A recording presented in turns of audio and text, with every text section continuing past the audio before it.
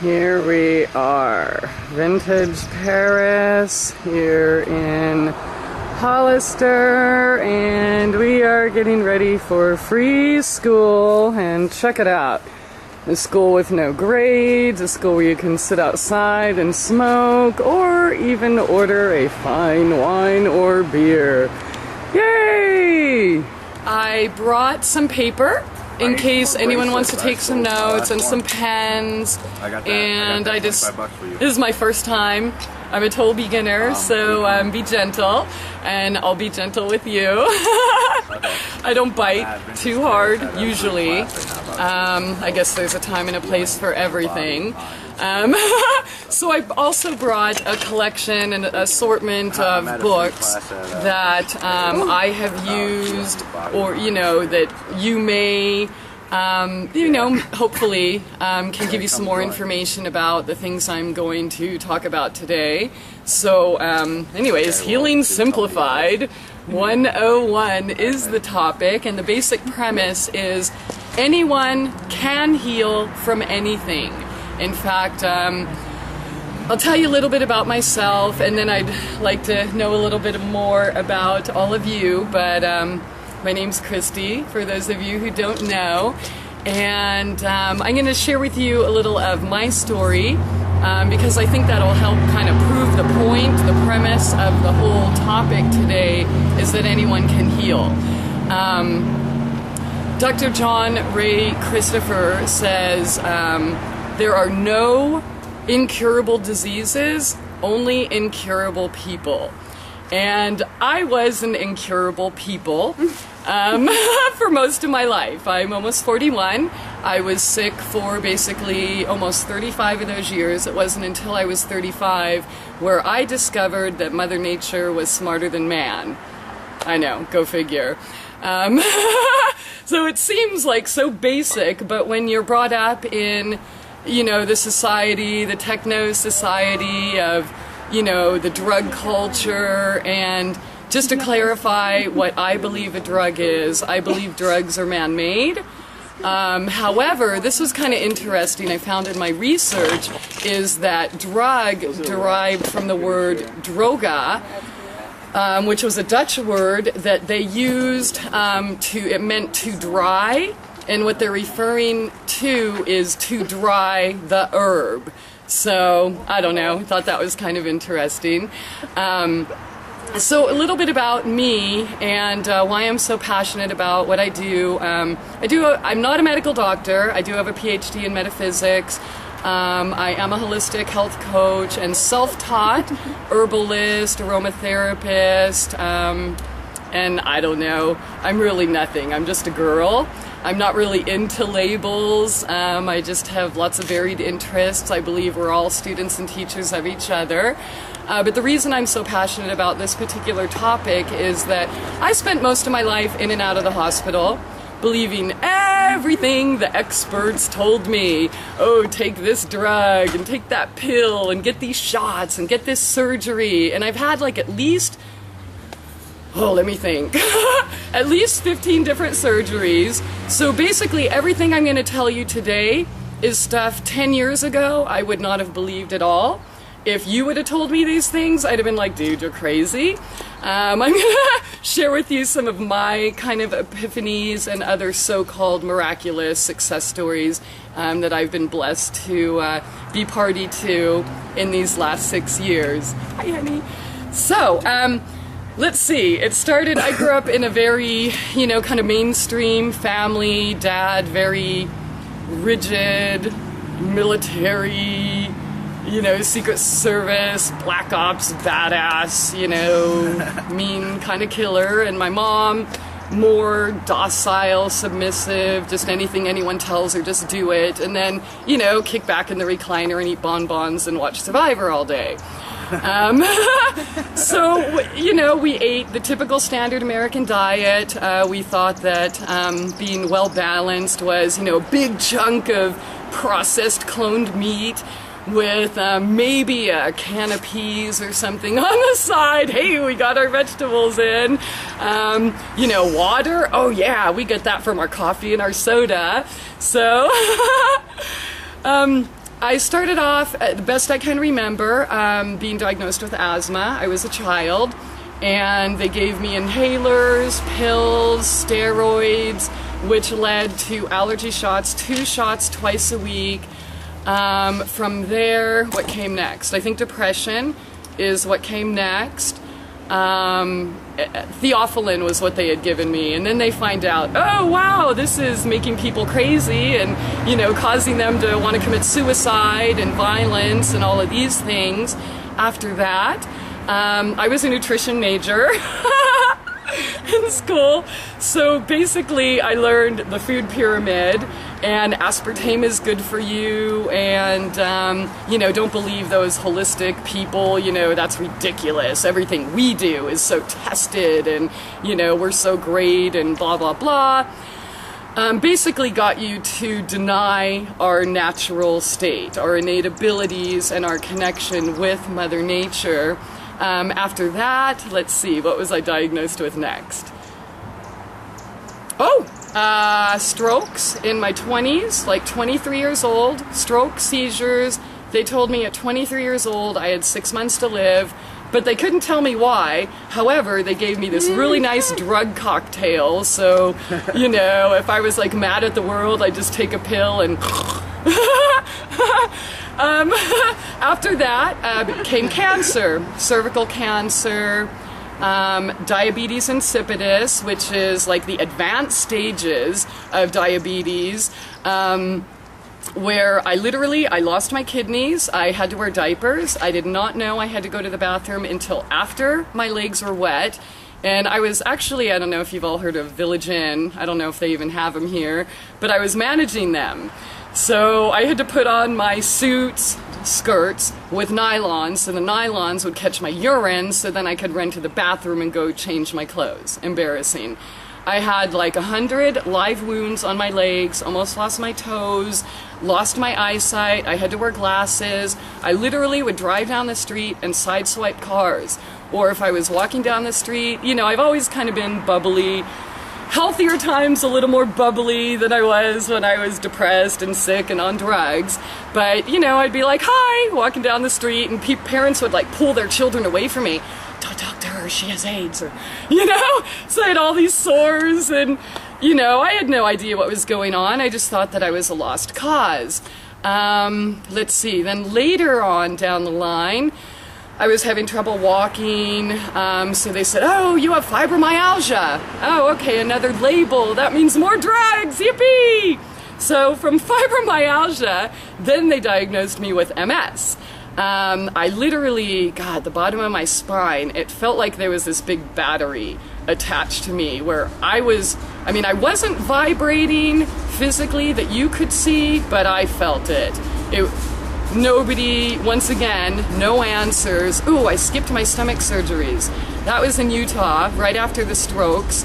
What happened there, once again, I was taking all the drugs they told me to take, and my body was literally stuck in an L-shaped position. I owned a restaurant at the time, and it happened to be 5 blocks away from University Hospital, so a lot of doctors would come in, and one guy that kept coming in, he's like, Christy, you're still not better? He finally decided to walk me in through the back door because I had been to University Hospital, LDS Hospital, what was the other one, Regional something. All they would do was give me drugs and send me home. Demerol, morphine, whatever. There was no answers, and inside I'm like going, crazy, you know, there has to be an answer. This just doesn't seem right, which of course led to further depression, anxiety, self-hate, because I'm thinking, this is really weird. I was born just so I can be in pain and sick my whole life, just to take drugs. You know, something didn't really sit right, but hey, I had all the best doctors, all the best care in the world, so, you know, put on the blinders and, you know, keep doing what you're told, because that's what we're taught. Follow the leader, right? What happens in elementary school if you don't stand in line and follow the leader? Well, you get beat up and chastised, etc. So, fast forward again back to the MS, when the drugs that they had given me for that didn't work. I had ended up in a wheelchair at this point, literally paralyzed from the waist down. Initially when it started, I had no control over any of my limbs. I couldn't even pick up my own coffee cup. My children were feeding and clothing me. I was dependent on my 8 and 10-year-old. So then they decided, oh well, I guess we screwed up on those other diagnoses, so it must be lupus. Okay, alright, so what did that mean? More drugs! Fortunately, during that time, you know, they say when the teacher's ready, or when the student's ready, the teacher will appear. I was just sharing with Ren earlier that I had run into my uncle when I was living in Utah, just kind of a random chance thing, who wrote this book right here and many others. And so he gave me a copy of it, and it was like the first day reading it, I read, well, oh my God, did I just turn right to the page? Dis-ease is what? The opposite of ease. So, you know, that kind of really settled. I mean, I really held on to that thinking, well, yeah, that makes sense. I'm definitely not at ease, you know, went to the kitchen, took all my pills again. Then the next page, I read, he was talking about like aspirin or Tylenol or something.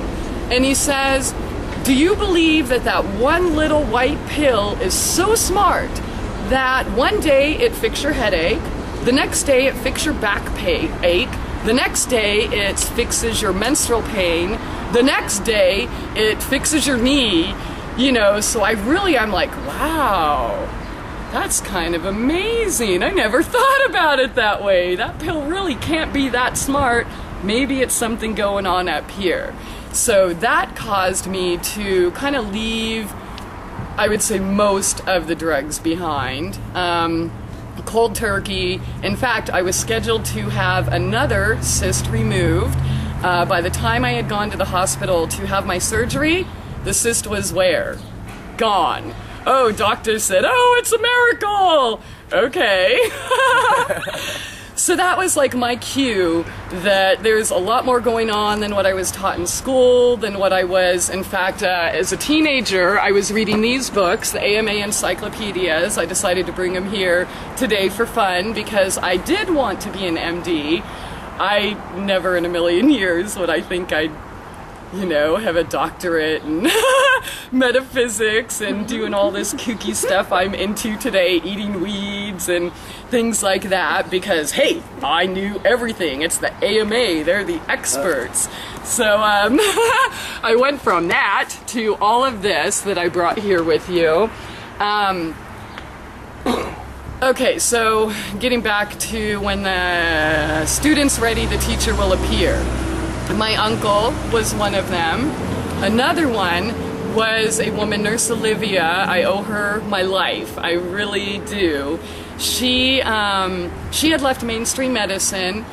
She worked in intensive care, but you know, she graduated the top medical school in the country and actually traveled from hospital to hospital. She came across the Croydon and was treating people that were literally on their deathbeds. She would give them that. 2 weeks later, they're up, you know, playing on swings and climbing trees, and they were blind, and all of these things they thought was a miracle. So she went to the doctors and the heads of the hospitals and was like, hey, we have the cure for cancer and AIDS, and check this out. And she, in her cute, sweet little naive, you know, not really knowing what's going on with Big Pharma and the control, thought that she was gonna like get an award, and then it'd be all over the news and everyone would be like, hey, here's the cure, and you know, pat her on the back and such. Instead, what happened is they tried to kill her. She actually had to leave the country.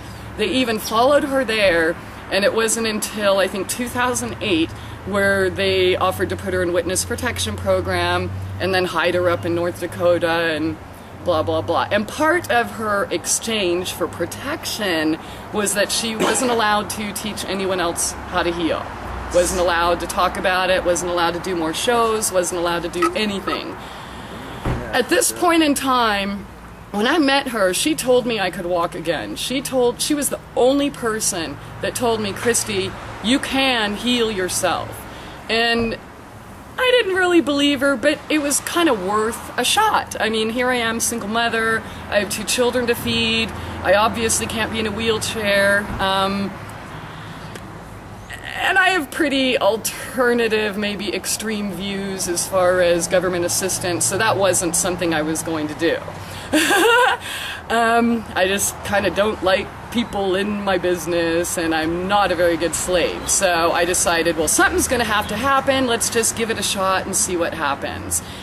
So that was pretty much the beginning of my new life. And of course, other people had come into my life since then. Maybe 2 months later, one of my friends said, Christie, if I send a masseuse over to your house, would you let her work on you? And I'm like, yeah, wouldn't you? Yeah. So she came over to my house and, you know, set up her table, and I crawled up there. My children helped me get up there, and she helped me get up there. And she's like, wow, you're really toxic. And I'm like, what does that mean? You know, I didn't know. And she suggested that my children go into my front yard and pick some dandelions and make a tea. Like, dude, you are seriously on drugs, and whatever it is, can I pretty please have some? It was like the craziest thing I had ever heard at the time. Like, eat dandelions, huh?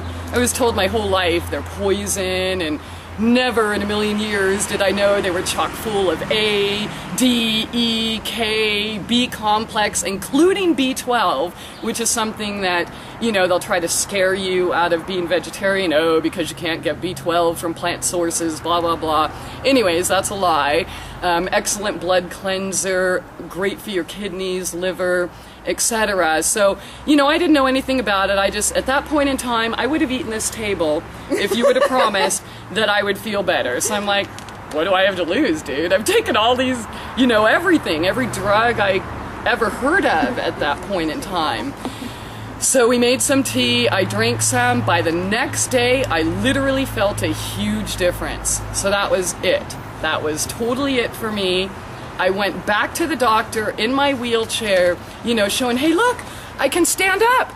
And I get up like this and start walking sideways like a crab. And he's like, oh, what are you doing there? You know, gives me this weird look. I'm like, well, I'm, you know, pumping up the nutrition and taking seaweed. And, oh, you got to be careful of those supplements. Many of them will do more harm than good. And you can get all the nutrition you need in the grocery store. And I'm like, dude, isn't it true that we have to eat like 50 apples today to get the same, you know, nutrition than we would have gotten 50 years ago? And, you know, brought up a few things like that. Oh, that's all hokey nonsense. I have all these degrees and, you know, this is what the experts say. He literally tried to guilt me back into taking drugs and staying away from nutrition. That was the last time I ever went to the doctor. I had no idea what I was going to do or how I was going to do it. I just knew that I was going to do it. And it, to me at the time, was just being able to go to the bathroom by myself, being able to feed myself and my children, and maybe even be able to wheel myself to some dumb desk job so I could feed my children. Never in a million years at the time, based on my limited perception, did I think that I could have a full recovery and be healthier and happier and more vibrant than I've ever been my entire life. Running, jumping, walking, all the things they said I would never do. And I guess I passed the 6-month marker, 17 years ago when I was supposed to die. So I pretty much had a background in finding out that every single thing they told me was a lie. That's a little about me. I know that was kind of a really long run-on sentence, but what I would like to do is, if you don't mind participating, if everyone could take a little paper and, I don't know, tear it in half, do whatever you want, I would like for you to write down 3 things that you believe are obstacles in your life in regards to healing. And you don't have to write a name or anything, be as honest and personal as you like, and I will address those at the end of our little session here. and give you new ways to kind of think, because that's what it is. It's about our thinking. It's about our perception, which is also a really tough pill to swallow. Because my process of healing was basically a process of unlearning everything I thought I knew and realizing that my ego, I was going to have to throw all that away and basically start with a clean slate. So throw away everything I learned in the AMA encyclopedias, throw away everything I learned in college, throw away everything I thought I knew because other people told me. So what do you want to say this was now? What is this again? 3 things that you believe are obstacles preventing you from whatever your goal in regards to healing. Being a holistic coach. So you don't have to, nobody has to participate. I'm not going to give you Saturday school. school. The things that I think are the most common. What do you think mine? Well, the novices. no, just there's patterns. There's patterns. And so there are patterns that are obstructions to people. Okay. Yeah. So I'll just put down. Yeah, and I'll address these obstacles. And again, it's about our thinking. That's what keeps us down. But being so bombarded with the experts and the TV and school, like I said, it was an unlearning process for me. I actually didn't really learn a whole lot. I had to erase what I thought I knew. And while we're doing this, I'd love for y'all to introduce yourself just a little bit and tell me why you're here today. We'll start with you, John. I am a complete, total novice as to all this, and the only guy that can pick up the one pen that don't work. You know what? Maybe none of them work. Mine works. But no, I'm just always interested in things, and I know I grew up with a totally different attitude towards everything. You know, I grew up with a mother, the very first female radiologist in the state of Minnesota. All right. And so I grew up kind of being told all my life, don't go near a chiropractor, they'll kill you. Just always a whole different attitude towards medicine. Yeah. As far as, the tried and true, the medical professional way's the way to go always. And I'm just more than happy to come learn more other things. And I know for a fact I eat frozen pizzas and I eat canned peas and everything's processed and everything. And I know, and I have been trying for years to grow better, to vegetables, to eat healthier, to go not even to go to a co-op or a farmer's market, but just to the regular country market and go to the produce section instead of the canned section. Instead of the frozen section, to go to the Good for you. I'm not the organic guy, but I am trying my best to get more into carrots that came out of the garden 3 days ago. Gotta be better for you than the carrots in the Libby's can that came out of the garden 2 years ago. Yeah. And so I'm trying to get myself more. I'm here to learn. I'm just here to learn the basic stuff. That's where I am. Awesome. Yay! All right. I'm Taylor, and I'm here just to learn stuff I don't know. And this is all stuff I don't know. Awesome. And yeah, pretty much it. Welcome, Taylor. Thank you. I'm Thomas. I rode along with him. Kind of likewise. So you're here by force.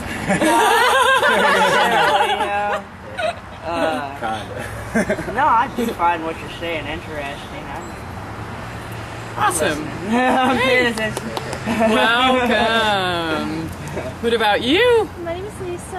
I live down here now in Holster with my husband. And I'm a Christie and Disney and acrylics, and that's why I'm here. Yay! Yay! Welcome. Kind of feels like an AA meeting. Welcome. Welcome. It's so nice that you're here. I'm addicted to eating hippie food. I'm Desiree.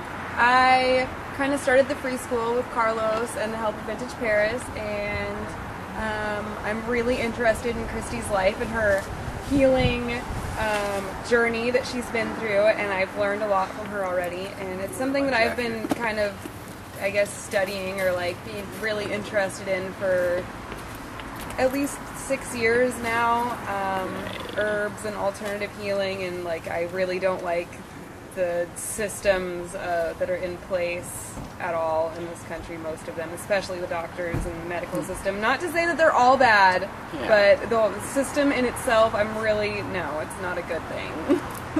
So, yeah, I'm excited. My name's Carlos, and I'm here to learn definitely more about alternative healing.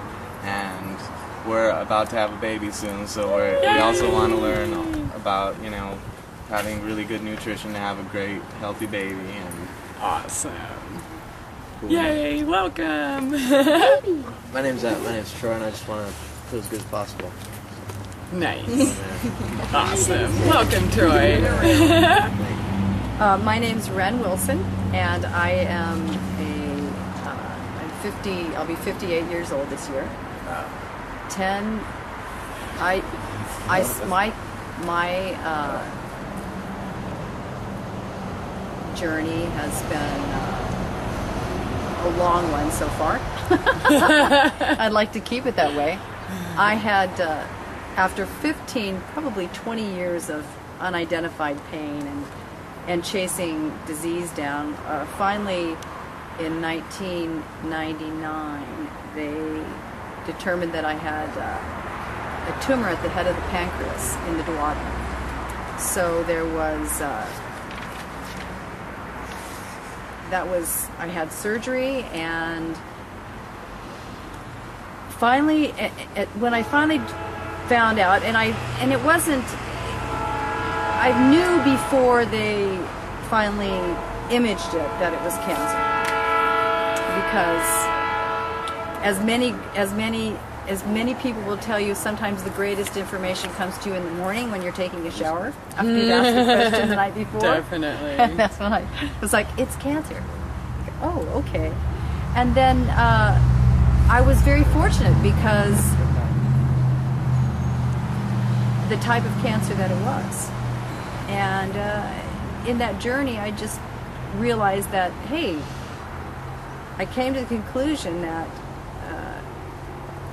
in order for the body to heal, you had to overcome the autoimmune response. You had to build the immune system back up. So between that and other factors in my life, the quest for learning real nutrition and just getting to the bottom line of what is the basis of health is, that's just been one of my purposes. That's my purpose. So that's why I'm here. I'm just kind of a part of this healing community and part of the free school. And I met Des and Carlos at the Tomato House, and This is a perfect place to meet. yeah, interesting place. So that's why I'm here. Yay! And I can stay here for a little bit longer. I have to leave. I'm sorry, because I have to get back. I made you wait for like 40 minutes or something. That's okay. I'm always late.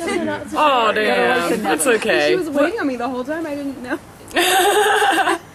No hurry. Like I said, it's free school. We show up when we want. So take your time on, if you want to even put like your own personal goal. Like I said, no name, no one's going to be picked on or anything. I just want to be able to address these things and show you, because many times we think there is no hope, and so I was sitting here yesterday thinking, what would be a good slogan for today's class?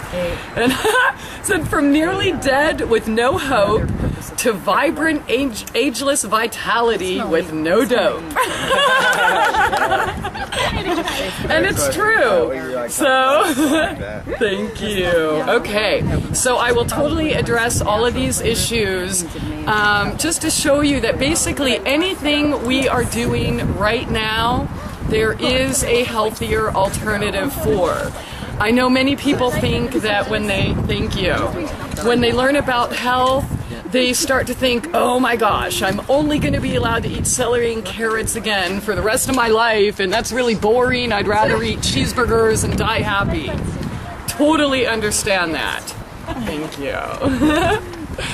So, yeah, been there, done that. Okay, welcome back. So that was Yeah, thank you for everyone's introductions and for participating by, writing your goal and, 3 obstacles you think you have that I would be honored to help you remove those obstacles. As I said before, Healing Simplified 101. This is Perfect Health Made Easy. Once again, I am not an MD. This is not to be, what's a disclaimer thing? Not to be mistaken for... This is not medical advice. This is not medical advice or meant to substitute...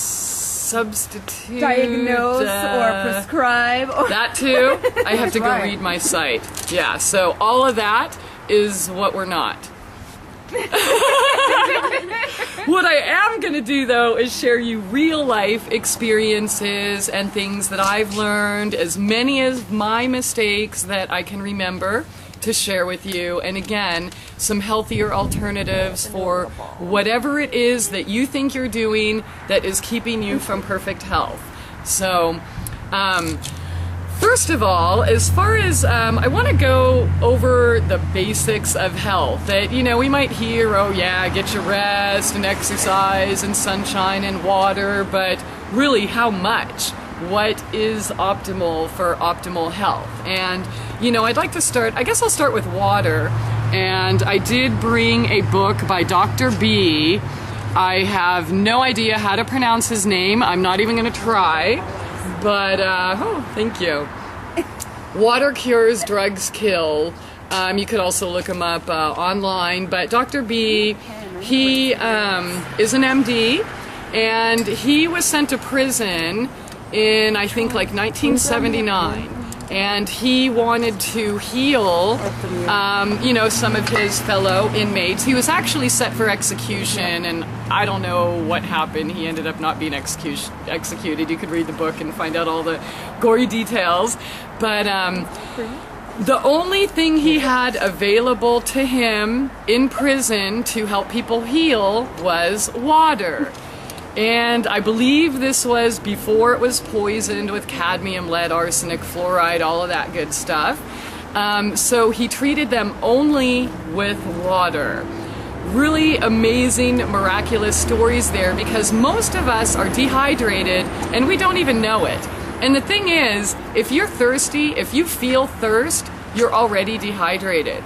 And what happens when we're dehydrated?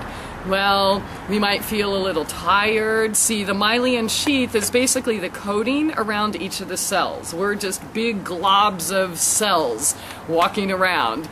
And that will tend to deteriorate. And when that happens, your cells are not communicating properly. So whatever it is, whether it's absorbing nutrients, whether it's dealing with emotions, stressors, etc., so that's one of the things. You'll end up feeling fatigue, depressed, anxiety, etc.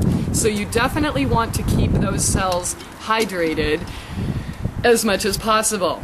There's 2 things I never leave home without. Well, actually there's more, but you're all not crazy like me. Water and a snack of some sort.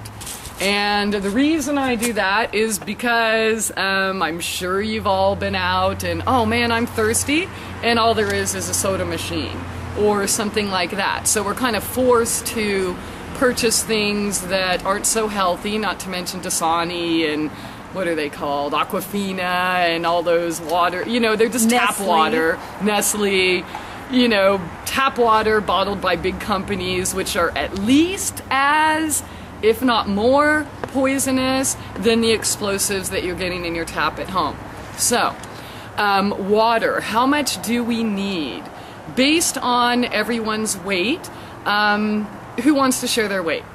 180. 180. So, in your weight in pounds, you want to cut that in half, and that's how much water in ounces you want to drink a day. So, half of 180 is 90.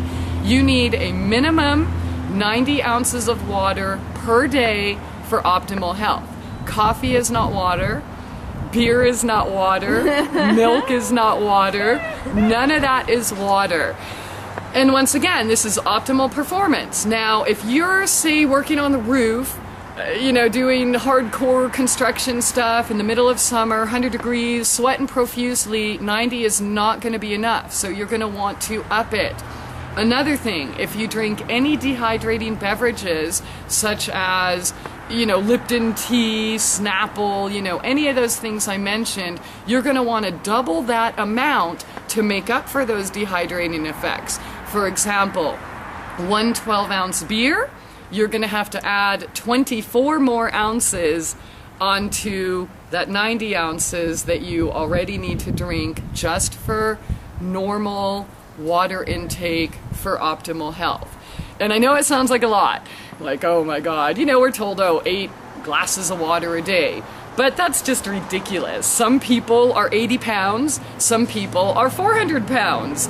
So, so you have to base it on your body and your body type. So an easy way, if you're 100 pounds, 50 ounces per day. If you're 200 pounds, 100 ounces a day under normal circumstances. Now, on the flip side, if you have a sedentary lifestyle, which, I also want to share with you easy little ways to get in exercise without going to the gym, but you won't need quite as much. Now, what counts as water? I told you what doesn't count as water, but what does count is like natural herb teas. Say you pick some chickweed or dandelions out there, make a tea. That's not dehydrating. So that will count as water, or fresh juice that you made with your juicer at home. I cannot recommend any juice. Actually, I cannot recommend any beverage in a bottle, a can, a box, frozen concentrate. So that's one of the things you're going to want to think about on your path to health. Homemade almond milk can count as your water intake. So basically anything in a can, bottle, those are dehydrating. You're going to have to make up for it. So the best thing is to not have it at all. However, I know we're all human, and the goal is not perfection in the way of, I'll never be able to have pizza again. I'm only allowed to have celery and carrots and cucumbers the rest of my life, and this sucks. That's not what we're going for, because that is not going to create lasting changes. What that's going to do is piss off your ego. Okay, your body is going to end up fighting you. What do you mean I could never have this again? I call it the denial diet. So if you're saying, I'll never be able to have ice cream again, your ego's like, fuck you, dude. I'm going to get you. And what's going to happen? You're going to crave only the things that you're telling yourself you can't have. So an easy way to get to that point of where you're choosing what's better for you on your own is to know, first of all, ask yourself today, am I eating for taste or am I eating for health? And try to find a balance where you eat to live, not live to eat. Ask yourself before you put something in your mouth, do I want this or do I need it? Now, let's say you're going to be going to this big gala for your work or something, and it's going to be a buffet, and it's all, fried mushrooms and fried chicken strips and, all of the things that we know aren't the best for us. Well, guess what? You can pump up the juice and minerals, whether it's sea vegetables or whatever, ahead of time and after to make up for that. I want to share with you Raymond Francis's work. There's a book in here somewhere, Never Be Sick Again. Here it is. And this is like an essential book, I think, for everyone. It's like $15. You can go to beyondhealth.com. It's the best $15 you will ever spend in your entire life. And so he basically discovered the cause and cure of all dis-ease. As I mentioned before, what are you not at ease with? That's the first thing you're going to ask yourself, and then you'll go from there. Now, he has explained there's only one disease. Granted, these books will mention, 20,000 different diseases, but there's really only one. And there's only 2 causes of disease. So that makes it like super, super easy for everyone. So it doesn't matter if you have a so-called common cold or you have cancer. It's the exact same cause and the exact same cure. So, Healing Simplified 101.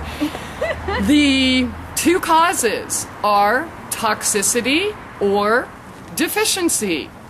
What are we toxic in? Oh, GMO foods, maybe a little air pollution, maybe heavy metals, whether it's our water supply, vaccines, drugs, etc. What are we deficient in? We are deficient in nutrition. Imagine it like a car. Our bodies are like vehicles. And, kind of when you look at cars, it's really scary. I mean, get on all 4s. There's your tires, you got the engine, or the pistons pumping, you've got, the filtering devices. And the thing is, if you put the wrong fuel in your car, it's going to freeze up, boom, just like that. Our bodies are not like that. It's kind of a slow kill and slows us down, and then that's where the myth of aging comes in. So we think, oh, well, I'm this age, so I'm supposed to feel like crap, or I'm supposed to not have any energy, or I'm supposed to be sick. That's a total myth. So, if you don't give your body the proper fuel, which is what? Nutrition, then obviously it's going to shut down on you just like your vehicle. It's like going to the bank.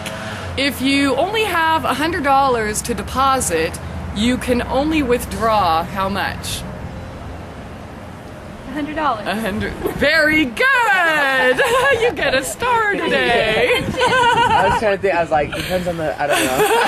So it's the same thing with our body. If we only put in, if we put in 100% of the nutrients that our body requires, then we've got 100%, fuel and to be able to use in our daily life. If we only put in 50%, well, you're gonna be working on half-assed, well, I'm a little tired, but I'm making it, because I'm just used to this. My parents did this, so, that's what I'm gonna do too. I had a question, because I've been thinking about this every once in a while. Like, to make sure you get your nutrition needs, do you pay attention to what you eat and say, okay, this has that, so I know I have that, this has that? Or do you yourself more kind of feel it out and say, okay, I need, my body wants some onions or whatever? You know what I'm saying? Both.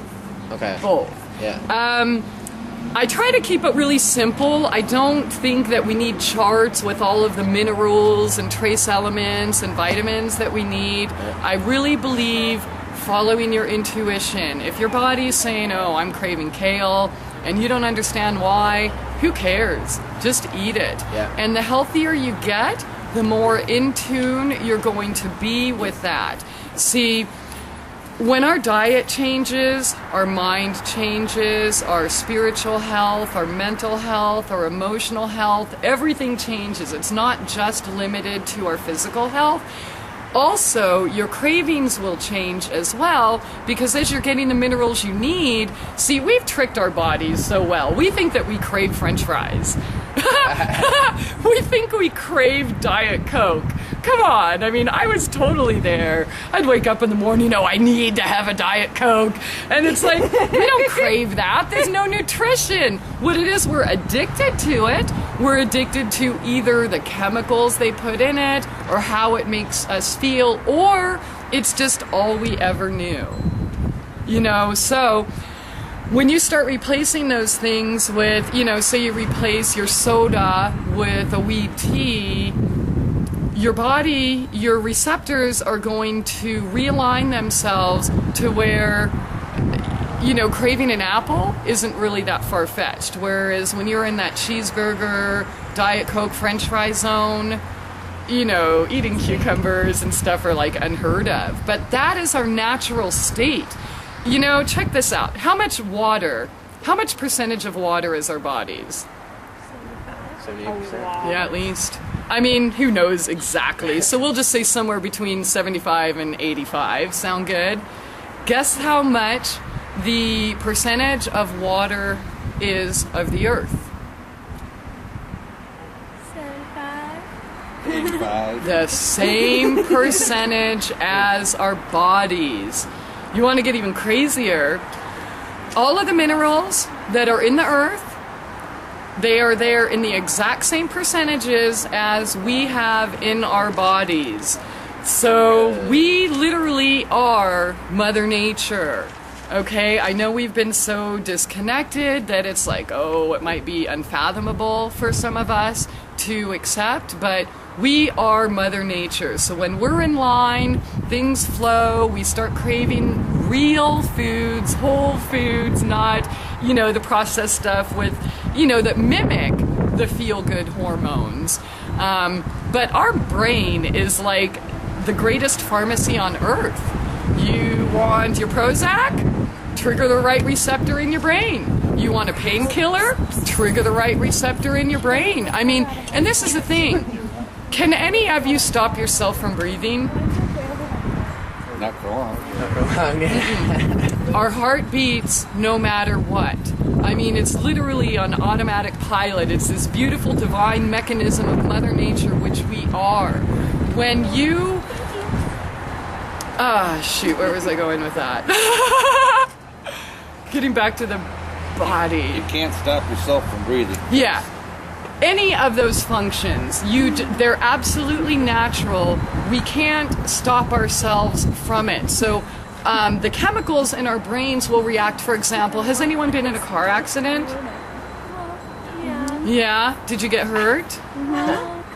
Yeah. Did your body know what to do and produce the right chemicals you needed so that you weren't instantly in all this pain so that you could still actually deal with the situation? Oh yeah, it was totally good. I felt Yeah. awesome. And then later I was like, oh my god, my neck. When you start thinking about it, yeah. It was weird. I did that too. I had an accident where literally the engine was in the front seat.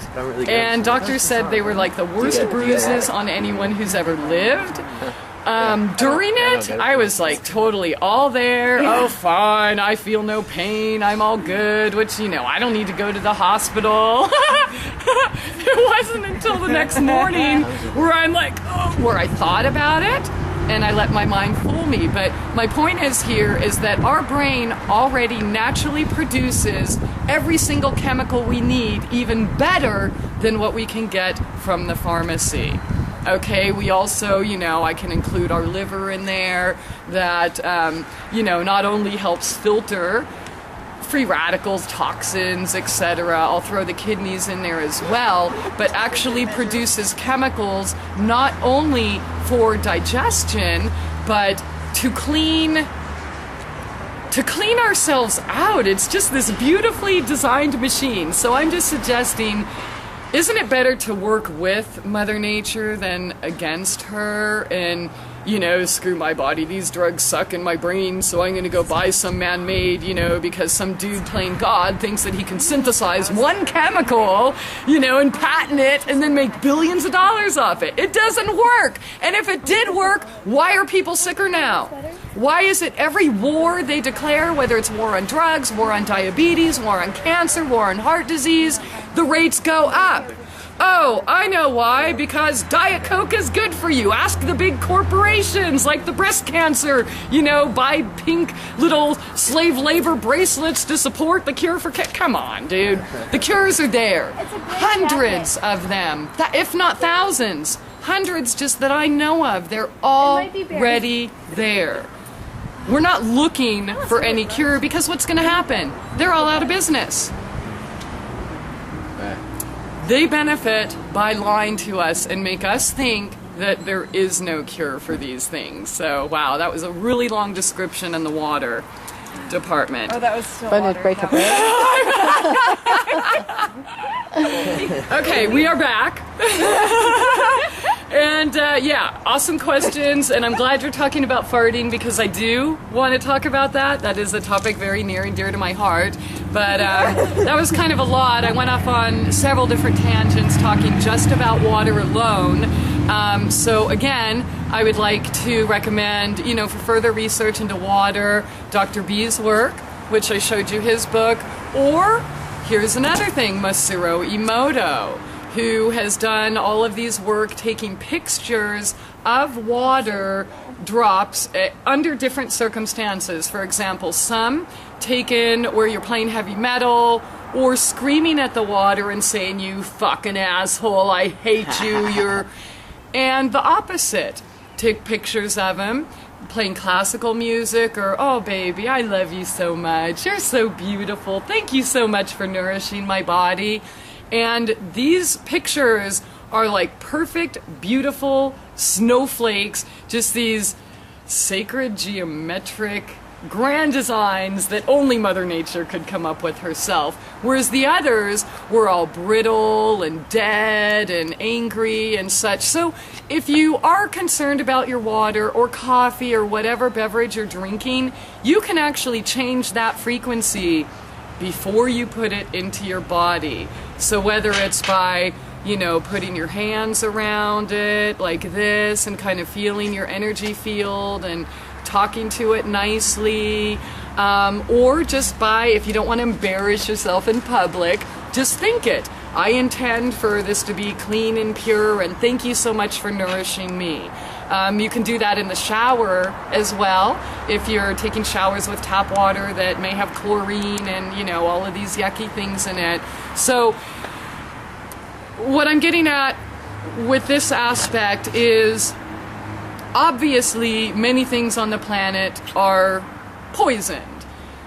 But do you want to focus on that, like, and get angry, like, "Oh my God, I'm so mad that our water supplies are poisoned and I'm never going to get well and we're just so screwed"? Or do you want to focus on, you know, I'll do this, like, I was kind of mad when I moved to where I live now because I don't have well water, and although they don't fluoridate, they do chlorinate, and I'm like, oh man.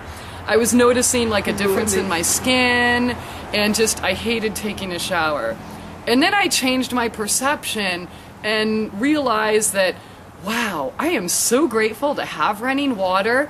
Thank you so much, Mommy, for cleansing me. And I would just talk to it, and everything changed. So again, it's about perception. So instead of getting stuck with the, you know, I'm so mad at them, they're poisoning everything and we're fucked, you know, turn it around to gratefulness and something positive, and you will be amazed at the miraculous results. No joke. So, yeah, Dr. B, Dr. Emoto, and I think that's about everything in regards to water that I can think of right now, unless anyone has any questions. Just a quick comment. Like, I think that perception works on little things like your car too. You know, if you're It totally does. Completely, yeah. I've been lubing my car with Love's. It's a 96. Yeah. And it's still going strong. I drive all around the country, sleep in it, live in it, and nice, yeah. it totally works. Cool. Yeah. Awesome point. Yeah. Did you have a question? Or no, was that farting? No, we were talking about water. You know, we were talking about like not to drink the bottled water is no better than the tap water. Yeah. You're gonna make juice. That's right. So what kind of water? Yeah, I almost forgot that. You get points if you have anything. Now, okay, if you have well water or spring water, obviously that's best. If not, and I know this is really controversial, distilled water, the experts will tell you, oh my God, that leaches minerals from your system. It's a total lie. All it is just water. There's no minerals in it at all. So, which you can either change that by adding some, or adding your frequency, or sticking it in the sun and letting the sun mineralize it. I personally drink distilled water, and I just refill my bottles because I can't afford a $350 bottle of water 3-4 times a day. You know, if you can, totally cool, but I can't. So I buy distilled water in the jugs, and I actually use H2O2.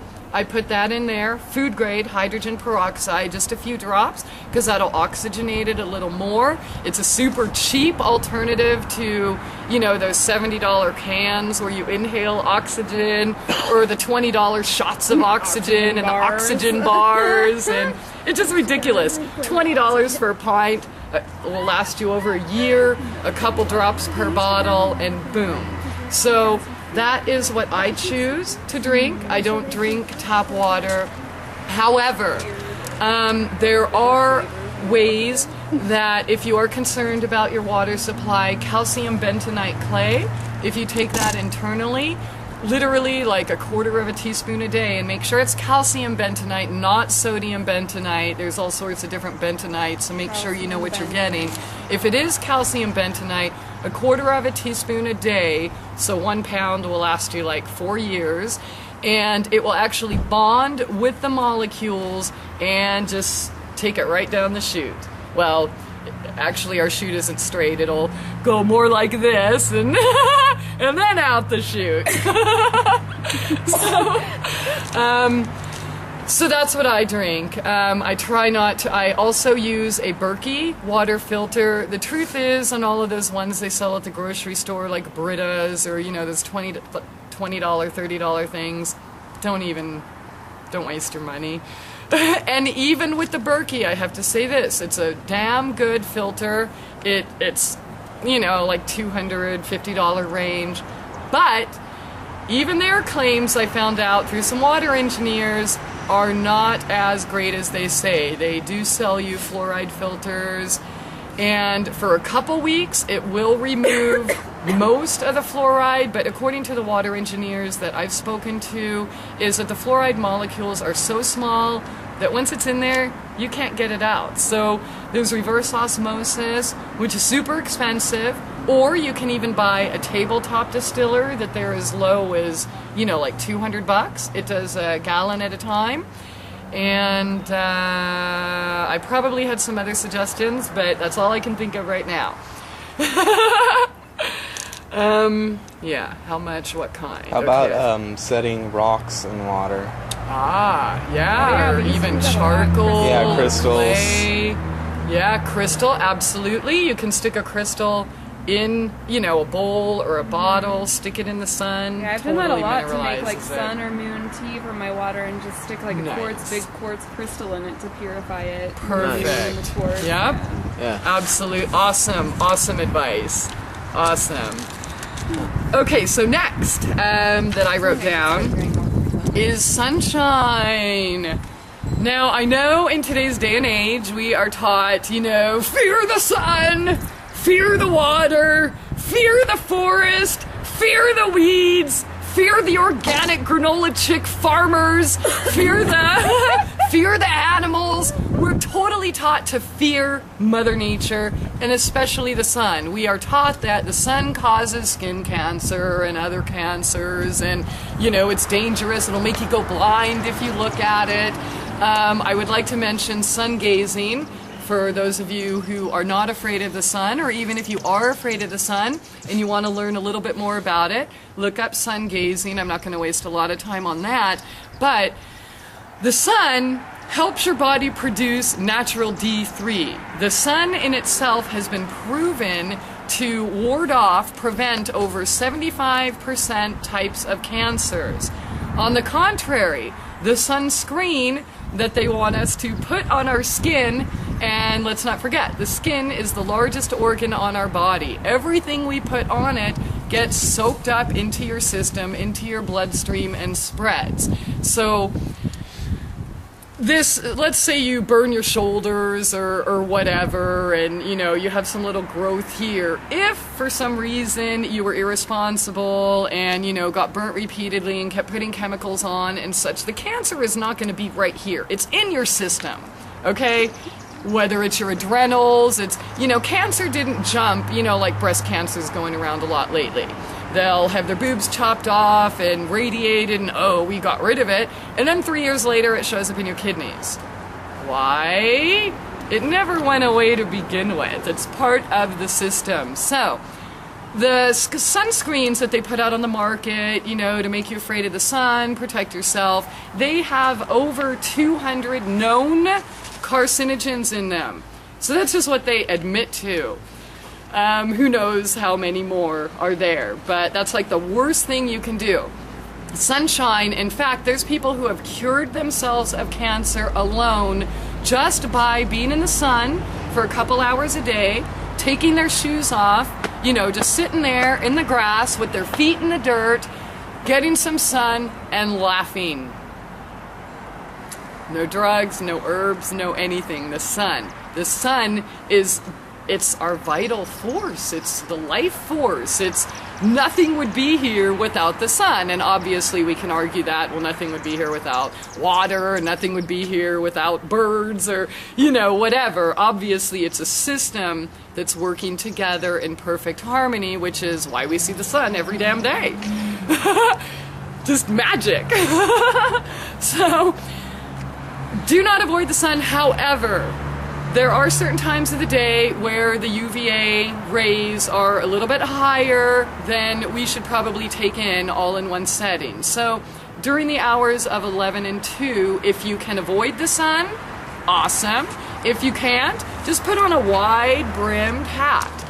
Now, some natural sunscreens, almond oil is measured at 8 SPF.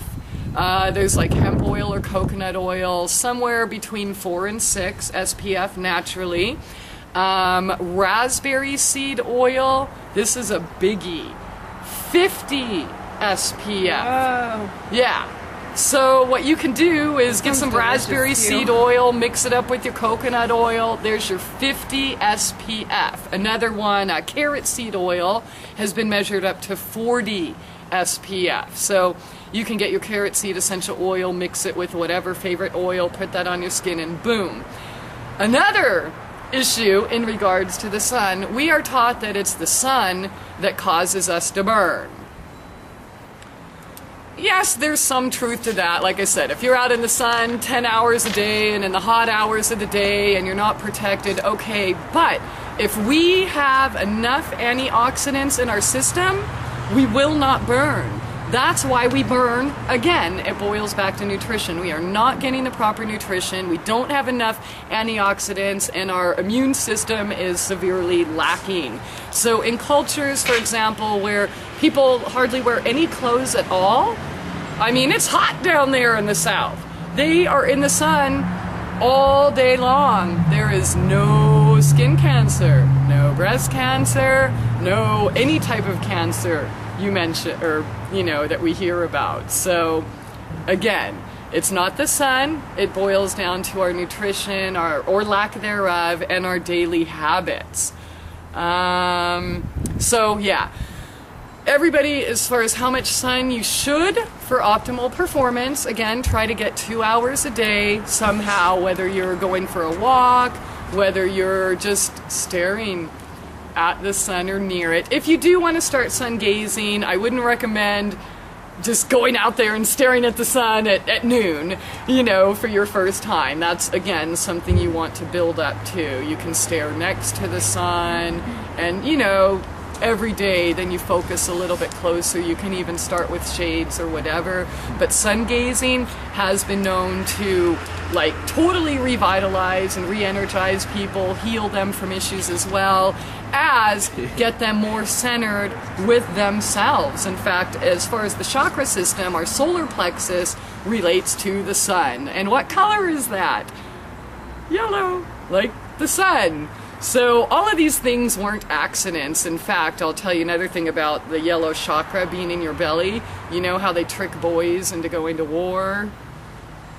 They call him a yellow-bellied coward. They didn't just make that up. It's because they know that's yellow. And when you hear that, it like, ugh, it's like getting hit in the gut. Like, oh, okay, I gotta be a man, and I'm gonna put my feelings aside and, you know, make war not love, and, you know. Not to say there isn't a time for war. I'm not, you know, trying to, you know, promote any political message at all. But I'm just saying, you know, people know these things and they use them against us. So if you're not familiar with the chakra system, just a brief: red, orange, yellow, green, blue, purple, violet. Your crown chakra. And, you know, maybe in another class we'll talk more about that. I just want to kind of do the basics. So sunshine. Does anyone have any questions that I can answer in regards to sunshine before I move on? Actually, a little personal experience. I was in a certain state of mind, and I would stare at the sun for quite a few hours a day. And like my eyes have healed a lot since then, but it initially did a lot of damage. Like I would stare at something and it'd be black, you know, from staring at the sun so much. So you can overdo sun gazing. Definitely. Like be careful on staring at the sun, you know, like only do it for a couple minutes. Don't have a staring contest with the sun because the sun doesn't care. Like I said, it's something you want to build up to, and staring at it for hours. All things in moderation. Honey is good for you. Right. But if you drink, you know, a pint of honey a day, it's not going to be good for you. Even water. What do they call it? Water poisoning. Yeah, no, Something. but there's a funny word where, like, people made up these jokes saying what's the word for water? Hydrogen dioxide. Yes, they called it dihydrogen dioxide poisoning. And so they started putting up all these flyers and trying to get people to put it on the ballot, you know, end dihydrodioxide poisoning. And and nobody knew that meant water. So it was like this big joke just to show again how disconnected we are. Okay. All right, so next in line, rest. Okay? Rest, I can't overstate how important proper rest is. And how much is proper rest to you, I believe, is individual. I know there's many people that believe, we have to be in bed by a certain hour and be up by a certain hour and the early bird gets the worm and all of this. But my experience shows me that when we're born, we're kind of on a natural cycle. Now, again, there may not be any scientific proof for any of this I'm about to share, but it was kind of this realization that I had after talking with many people and their sleep habits.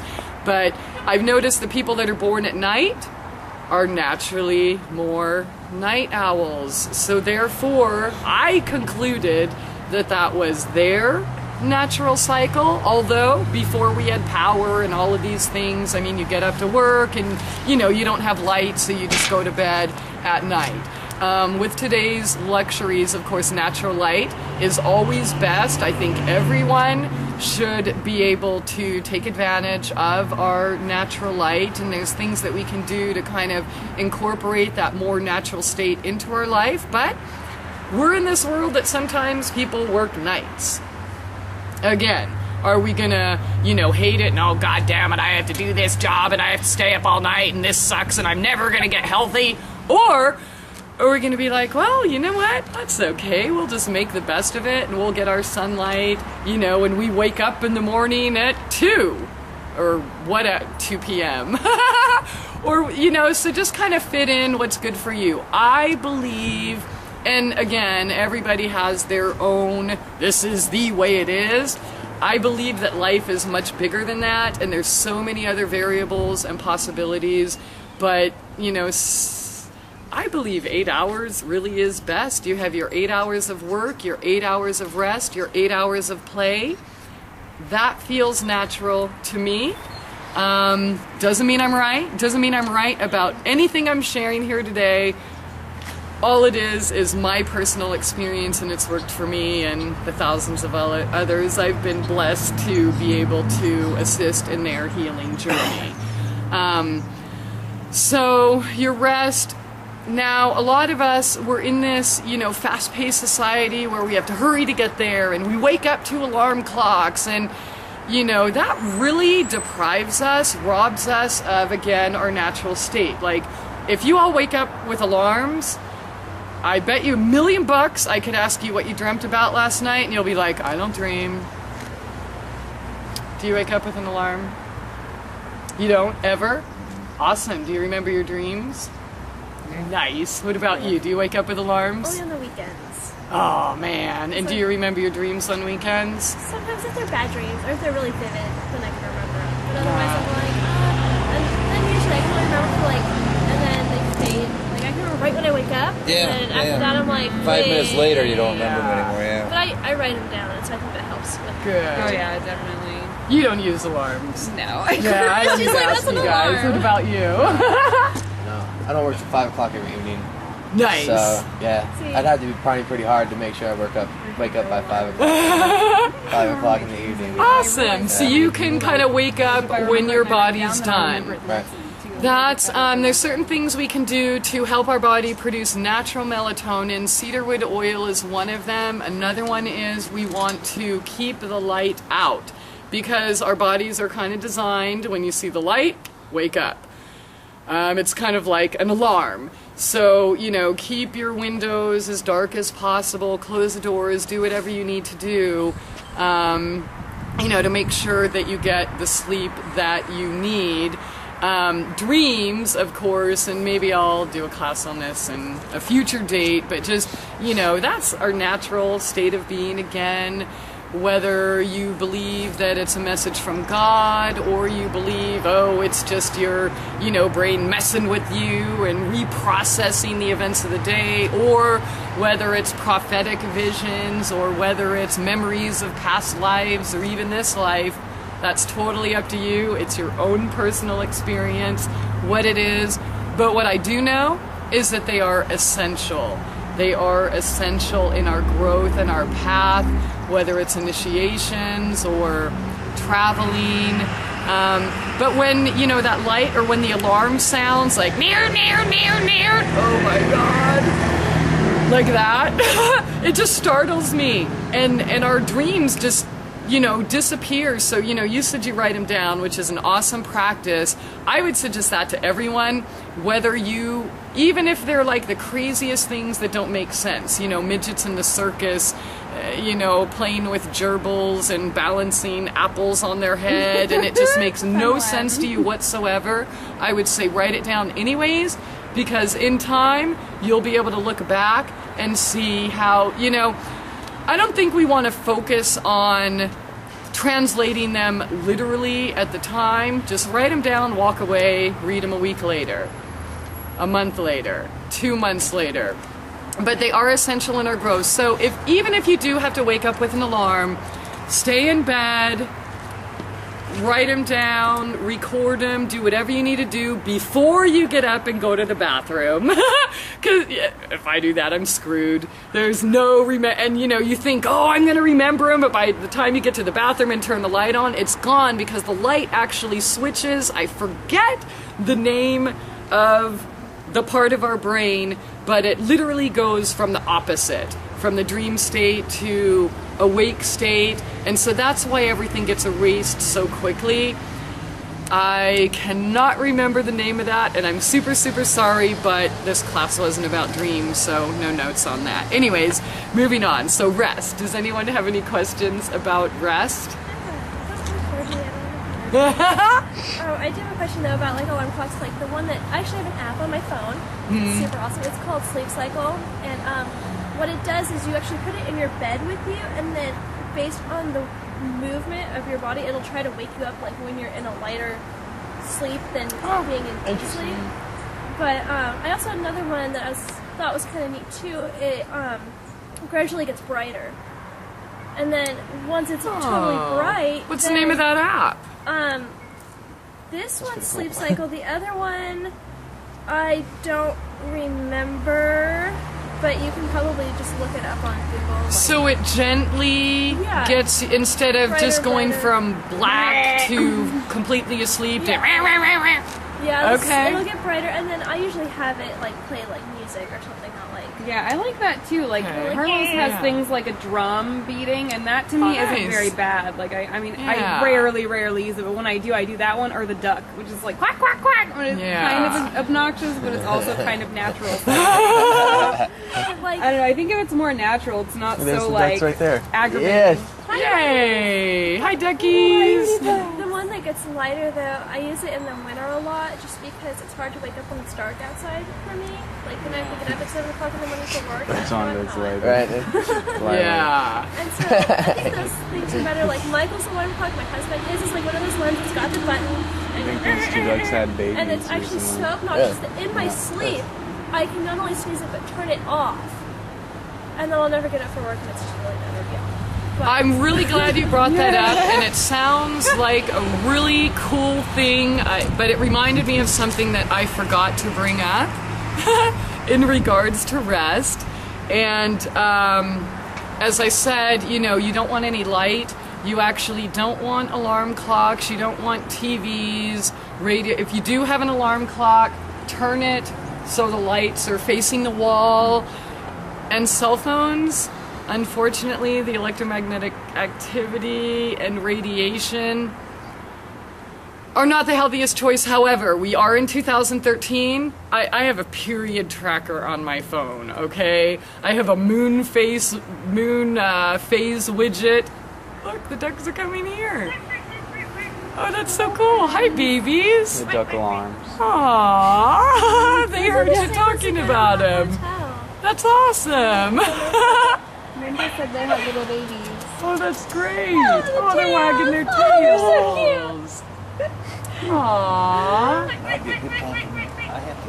All right, so, well, let me see where we're at on time. And, okay, so we're 3:30, but we started at 2. So, I probably won't get through all my notes, but, okay, so rest. We really don't want those electronic devices in our bedroom. We technically should. Our bedroom should be for bed and for sleeping. I love Megan. But, you know, again, oh, hi baby. We do the best we can do.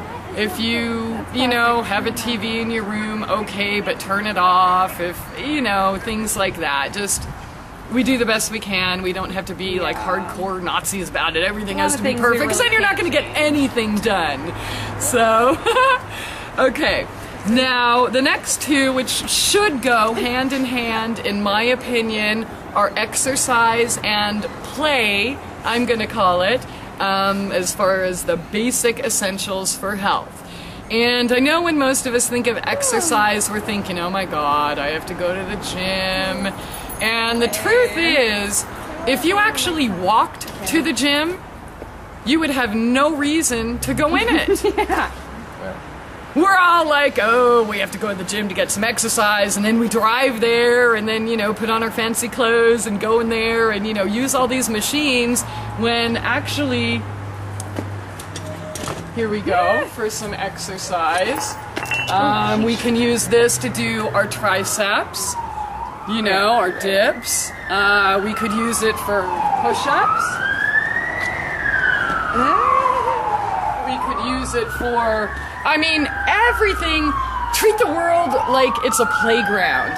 Okay, so like I said, if you actually walk to the gym, you have no reason to walk in it. To me, exercise is, for example, when I'm watching the water boil, I will do, you know, kicks like that. So I'm working on my core balance, and I'm exercising as I'm cooking dinner. Or making my lotion, same thing. Or, you know, I use the counter a lot for push-ups. Say I'm in the bathroom brushing my teeth. I do squats. You know, do my squats and brush my teeth or brush my hair. So basically everything, everywhere you are, you have an opportunity to do something. In fact, if you're sitting at a desk all day, here you are at your desk thinking, oh my God, you know, I got to get some exercise in, because the thing is, use it or lose it. If you're not using it, your muscles are going to atrophy, and they're not going to be able to support the natural system. So how about you're at a desk all day and then just, you know, do some squats, chair squats, while you're at the desk at work. Right. You get something in right there. Try to get your stretching in. You can grab a door, you know, the door frame, and when you're in bed, I exercise in bed. I do my stretching, and let's say I'm in bed here, and I'll just, you know, do these little leg, I don't even know what to call them, but or leg lifts too. But so everything can be exercise, and the best exercise ever is to do something you enjoy. Are you playing with children? Are you climbing a tree? Are you boogie boarding? Are you, you know, walking to the cute little cafe or to go hang out with your friends? Are you rock climbing? Gardening. Are you playing handball or hacky sack or any of that? That is the best exercise ever. So you know, you get your blood pumping, you get your heart rate up, and you're not wasting time and paying for a membership to go to some club, a gym that's like infested with egos and germs, and once again, no natural light, no natural air because you're in this box. That's not healthy. You want to lift weights? Get a milk jug or a water jug.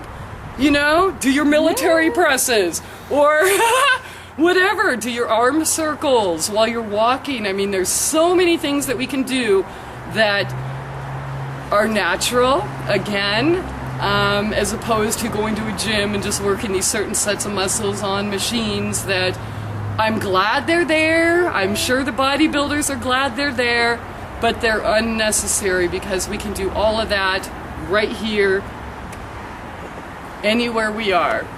Brushing our teeth, blow drying our hair, cooking, whatever. So yeah, getting your hands in the dirt, gardening. There's no way in hell you can tell me that that's not exercise. And meditation at the same time. Yeah, exactly. And they've actually proven, there was some nurse magazine. They're so cute. Cute little duckies. But they've actually proven getting your hands in the soil is excellent for depression. It has like a happy, some kind of like enzyme in it that like stimulates the happiness. Yeah, Serotonin. endorphins and Yeah. serotonin. I don't remember what they call it, but they like did some, soil research. It's the Yeah. humus or hummus of the Hummus. soil. I Yeah, love that stuff hummus. is. No, I'm talking about the soil, like the I'm actual. teasing. Yeah, they say that the smell. I have some in my fridge now. They say the smell of it is like aromatherapy. Like you can just smell the soil and it'll make you feel happy. Nice. Yeah, I mean, it just, whether you're grounding, with your feet and your hands or whatever in the soil, I mean, it's so chock full of minerals. We're remineralizing ourselves. We're connecting with our source again. And all of that energy, I mean, Mother Nature will absorb our negative energies and will also replenish us with the feel-good kind of vibration. I mean, when I'm down or mad at the world or whatever, all I have to do is walk outside in my garden without any shoes. Oh yeah. And I walk back in the house a brand new person. So true. And you know what's really cool? I was talking with Dean's friend, and he's married, and he wants to go spend a day on the lake, and his wife is thinking, oh, what are you doing that for? And he's like, plain and simple, it's my meditation. I mean, yeah, maybe I'm drinking beer or whatever, but he's getting out and playing, exercising, having fun. He's there in the water, he's there in the dirt, and it's meditation. So don't underestimate the power of play. So, I mean, what does the Bible say? Come ye as little children. And I know, again, we're in a society that it's like, oh, come on, grow up. You're so immature. How dare you stretch in class? Or, oh my God, how could you laugh at that? And, how could you wear that? Be an adult. That's ridiculous. Right. That purity and innocence and playfulness, that will save your life. Yeah. That will change your life. So don't let the detractors build that wall around your heart and turn you into that clone, because that ability to play and have joy, tremendous healing abilities. I think we talked about laughter earlier, endorphins, serotonin, natural feel-good chemicals. So, quick tips, use it or lose it. I think I pretty much covered that. And I'm just thinking, I guess in the essence of time, I'll save all these notes for a future class. Yay! And then I'll go over these, whatever here I promised everyone I would. Okay, so we'll just kind of wrap up and we'll just go to Q&A right now for the interest of time. Okay. So these are, I asked you earlier to write down some of your obstacles to healing, or what you feel is an obstacle to better health. And the first one Okay, ability to eat local organic food regularly because of money or access to it. That's a big one. Access to clean water, yep, and the toxicity of our environments. Okay, I think we kind of talked about that already when I was sharing with you how mad that I used to get at the water when I moved in there and, you know, kind of harbored that anger and, you know, it'll pick up that vibration. So, oh, that was one thing I meant to mention. Never eat when you're stressed or mad because that produces a ton of acid, which, you know, all of these illnesses that we have are basically, we're pure acid. Now our saliva, on the contrary, is very alkaline, so make sure you chew things very well. Wait till you're not stressed before you eat or even drink, because if you're like, I hate that motherfucker, that son of a bitch, you know, you're putting that back into your body. Okay, so yeah, I think we covered the water and the toxicity of our environments. Always just do the best you can, and I totally agree with the ability to eat local organic food regularly because of money or access to it. I live here too. We are screwed on food. I mean, people in other states are paying like... And so, for example, like Troy, before he left, he says, hey, we have a bunch of fruit trees on our property, and, you know, maybe we can do some trade, which is what it's all about. Lisa, teaching the herbalism classes on Monday, she has an orchard. So the good news is, although our access is totally limited right now, it's not always going to be that way. I mean, I have to do most of my shopping up at Mama Jean's, and I'll just offer to any of you who have to do that as well, we could carpool. Oh yeah, definitely. So we Let's can do that soon. Do you 2 have to go hours soon? of... Oh, I have to go back. Okay.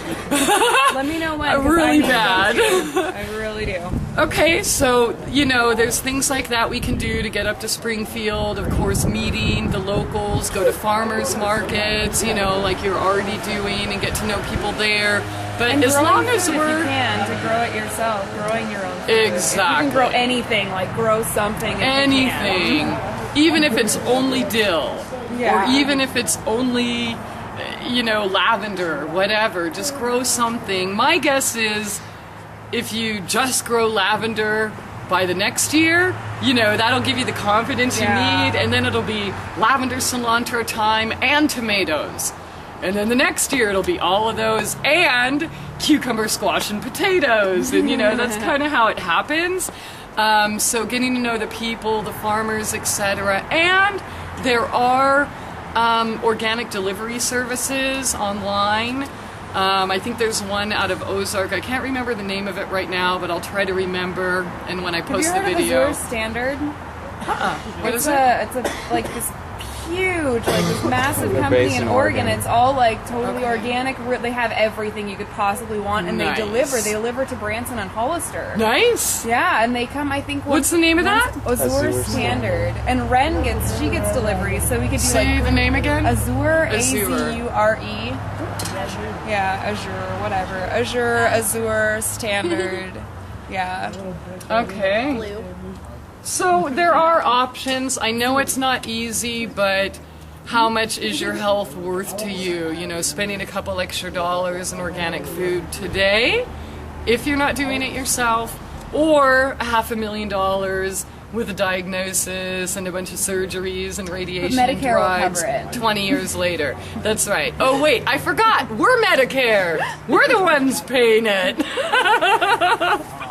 So, okay, let's see. Lack of knowledge about eating healthy and environmental health contamination. Okay, so we talked about the environmental health.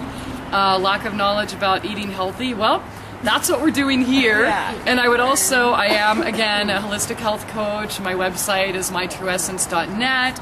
I can work with people literally anywhere in the world. Plus, $15 right here for all you need to know about health.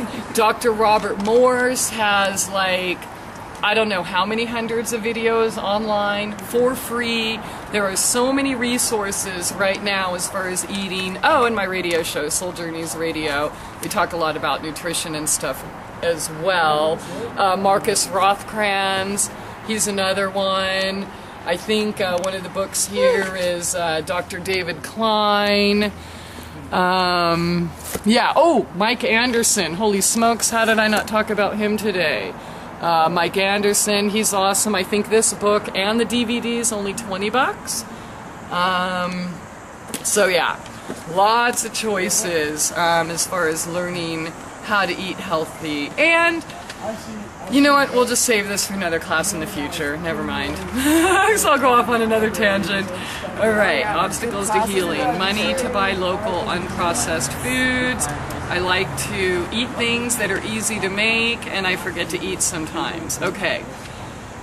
Eating things that are easy to make is like an excellent rule or an excellent habit to have, because the more ingredients we have, the worse it is for you. It was so cute. I asked Dean to, we were at a pita, and you know, Steven came over, and he's a big boy, so I wanted to feed him, and they didn't have any at this Country Mart, so I'm like, can you pick some up?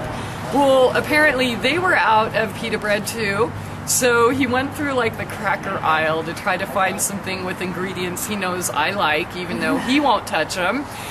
And he's like, look, I found these. It said seaweed and quinoa, and I thought you might like it. And it had the least ingredients of anything on the shelves. That was so cute. That was just yesterday. We actually didn't end up using them, but I don't know what they are. I'll show him when you come over. But that was just really cool, which shows he's learning. So, and that's kind of what I like to do with my cooking videos. Again, all anyone has to do, including if you want to fix your car, just go to YouTube and type in how to change the pistons on my BMW, or easy recipes for raw food crackers. Again, Southwest Missouri Free School, that's SWMO freeschool.com, cooking classes and all of these things. So that's kind of what we're doing here now. And forgetting to eat, yeah, I can understand that, which is again why I always bring a snack with me. You don't want to wait until you're famished, because that's when we're gonna be like, oh, Burger King is looking good. And it really isn't, but you're so hungry you'll eat like anything. So, okay, good one. These are easy obstacles. Come on, I want some hard ones. Maybe Here we go. Healthy food, expensive, yes. Ways to forage for herbs, excellent. And not be poisoned. We'll do that as a class. Mother's being look, that's a really good one, local herbs. My mother's being told she has throat cancer. They removed 3 limbs. Oh shit, don't do that. I cannot find it. Oh god. Oh my god. I can't find a tumor or source. What could be recommended to her to be sure she's getting the right care, or how to explain she doesn't need radiation? Good one. And what are the ways to explain holistic healing to others without sounding like a wacko? Okay, I'll answer that question first. There's really no way to do that. Yeah. You kind of sound like a wacko sometimes, I'm sure. Not to me, but to people. Yeah. But I actually did a video about it.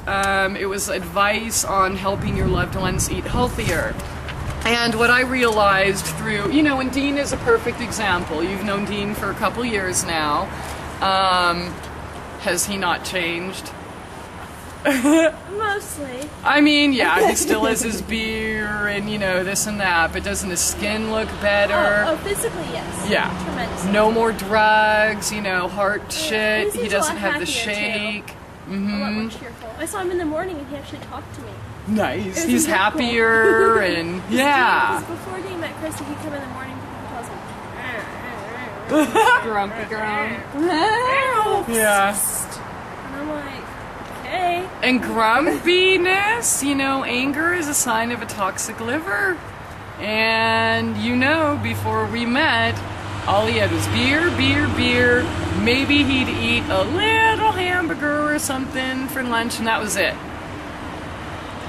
So And more yeah, beer. he was on heart medication and everything. So the advice I gave in that video is to be the change you want to see, right? I know it's cliche, but we can't force anyone to see things our way or as they really are, or how, you know, how we want them to see it. And everybody has their own path, and I have to say, sometimes illness is part of their path. And I also believe that although maybe not conscious of it all the time, that we unconsciously, you know, on another level, we're choosing it. And it even goes deeper. I wanted to talk about how emotions correlate with disease. So, you know, we don't, I think it's kind of against spiritual laws to take somebody's path away from them, even though I want everyone to be happy, healthy, and wealthy, and like, I tried so hard for years, like being a crusader, and oh honey, don't eat that, this is better for you, and that's how you lose friends, you get burned at the stake, you get your head chopped off, you know, it doesn't work. So just like in Dean's case, it wasn't until after I healed Ricky of the gangrene where he says, Christie, I'm having some health problems. I'm wondering if you can help. Yeah? And I knew he wasn't gonna like start juicing and doing the things I do overnight. So I'm like, well, here's a few things that you can do. So eventually he ended up trading my herb tea for soda. And hasn't had a soda, maybe 2 sodas in the last year. Drinks only my herb tea. And now he's juicing. And now he's even eating seaweed and taking Vercoidin, Modifilan. So I didn't push it on him. He just saw how many people in the meantime that I've been able to help. He's seen my success story. And then with those little changes, he felt a difference. So we can really only be there to help those who ask for our help, in my opinion, and it's such a really difficult place to be. You know, because I don't know, I know you, I want to help everyone, but not everybody considers it help, unfortunately. So with the lymph nodes, that's okay. The body is designed, I meant to talk about that too, like a worm or a lizard. You cut off their tail and it grows back. This perfect, divine, magical, complete, whole system we are, if given the proper nutrition, are designed exactly that way. So we can literally regenerate any part of our body, including our limbs. Here they are, chopping shit off, and they can't even find anything. They don't even know what they're looking for, but I'm sure they're getting paid tons of money. So for glandular system, you want to get her on like glandular herbs, adrenals, Modifilan, once again. Let me try to find that would help. I mean, I'm just guessing that this person is the type of person that will take a pill, but maybe not so much change their diet. So if that's the case, then this would be the best thing that I could recommend. Modifilan, Vercoidin. It will totally replace your thyroid. I mean, it'll help you regenerate. It helps build adult stem cells. So that will really, really help if this person is, you know, the type that are prone to just take a magic pill type thing. Not saying there's a magic pill, but it kind of is. It got me out of a wheelchair. When I couldn't cook for myself, juice for myself, I was in bed paralyzed, this was all I could do. So that's one thing. I would also suggest cooking for her or just making juices and smoothies. Like, everybody loves smoothies. I mean, you're a kid at the beach, you want a smoothie or a shave ice or something like that. So start just giving her these things. Make fresh juice and, you know, pineapple, grape, and orange. Here, taste this. There's no way you cannot want more of that. So do things like that. Start cooking for them, making alternatives, for example, Rather than, Oreo cookies, make some nice vegan cookies, sweetened with carrots and dates and using coconut oil and things like that. So just do it for them. And chances are they're gonna like something and want more of it.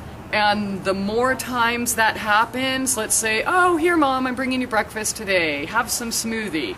After 2 weeks of starting off with a blueberry, strawberry, pineapple, orange juice, mango smoothie, 2 weeks later, she's gonna want more of that. She's gonna have more of that because it only takes 2 to 3 weeks to build a new habit. And it's freaking delicious no matter how toxic you are. So come around 2-3 weeks, they're gonna be like, oh my God, where can I get more of that? So that's what I would suggest. Definitely don't harp, say, Mom, oh, you can't do that, that's no good, because they're not gonna listen. They're only gonna listen when they're ready, and I'm a perfect example of that. I was sick for 35 years of my life. So I wasn't ready to find out the other side until I was ready. And for me, it took a devastating experience, being in a wheelchair and blind and, wearing diapers and worried about how I'm going to feed my children. I have a friend with cancer, or healing from cancer right now, where cancer was the best thing that ever happened to him.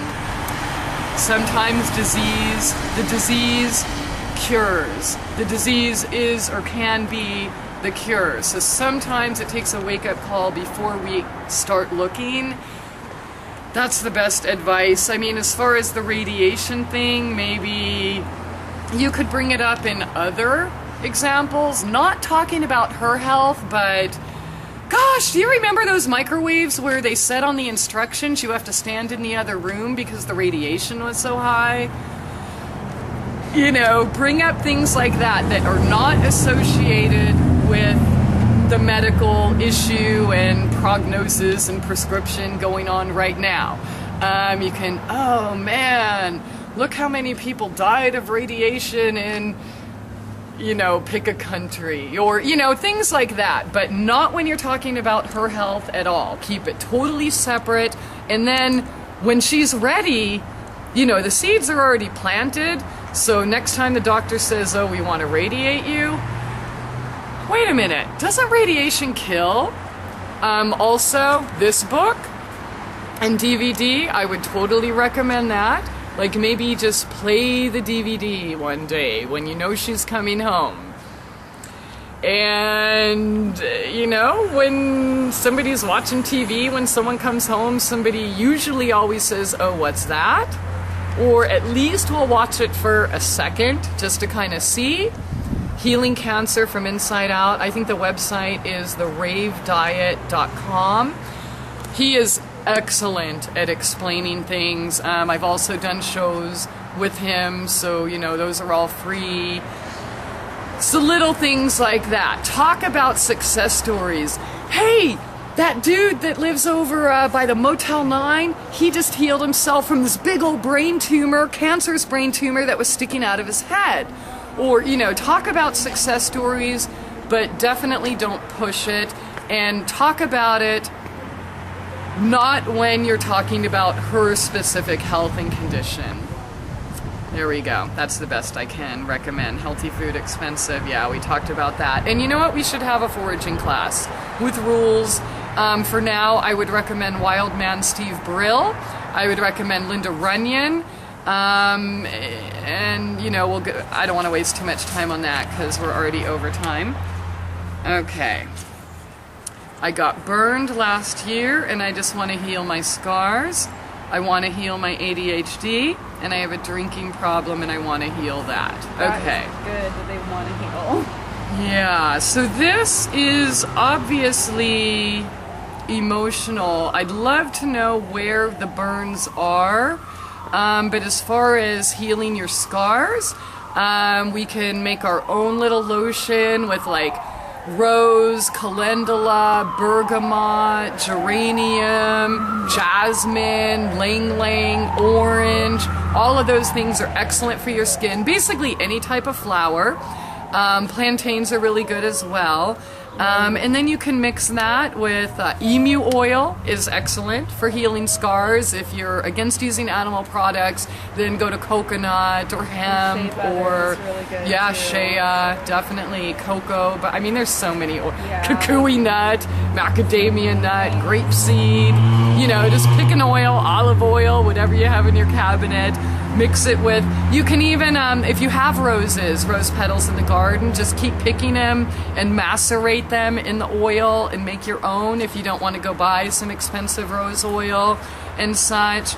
As far as the ADHD, I think we kind of addressed, where that stems from earlier is nutrition. However, attention deficit hyperactivity disorder is not a disease. It is not an illness. It is not a mental illness.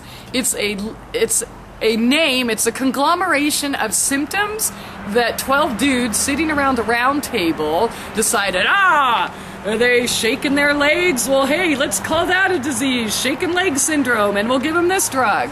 So the whole perception around mental illness, once again, is a lie. I would recommend Dr. Peter Bregan's work. He's written like 20 different books, been in the psychiatry industry for like 55 different years. He's on the front lines of empathic therapy. I would definitely like to talk more one-on-one with this person, but I would say pump your greens, your fruits, your nutrition, and know without a doubt you are perfect exactly as you are. Just because some teacher got pissed that you couldn't sit in class straight and listen to their garbage does not mean you have a disease. If you have been prescribed any of their drugs, I would definitely... Bye, honey. Love you. Bye, Lisa. I would definitely suggest cleaning out either through seaweed, facoidin, cilantro, lots of water, maybe even some dandelions because they are a diuretic. And just know that you're exactly perfect the way you are, and there is zero scientific evidence that shows that any of these mental illnesses exist at all. Behavioral issues or, reactions to situations, yes. Disease, no. Okay, obstacles to healing, personal understanding of what the healing process requires. Overcoming personal programming about healing, especially fear, and the journey of real healing methods. I'm not sure what that says, but that's okay. These were all things, awesome questions that I wanted to get into here, and why I brought some of these books is how emotions correlate to healing. So just, what can I say now without speaking for another hour? You're like, we want to go. You were fun, but we gotta go. You know what? Let's just save this to begin the next class with. Does that sound fair? That's fine. Because it's, this is all stuff I totally want to talk about, and it's 4, and so that's a solid 2 hours. Look at your schedule for May and send me some days that you might want to do some classes, because you mentioned a dream class, a chakra class, and a continuation of this, and I'm interested in all those things. So. Yeah, definitely. And how everything I wrote in the write-up for today, which obviously we didn't get to them all, how emotions correlate to disease, and that's there's just so many things to talk about, and I would love to have some more classes whenever you have time. Definitely. But I totally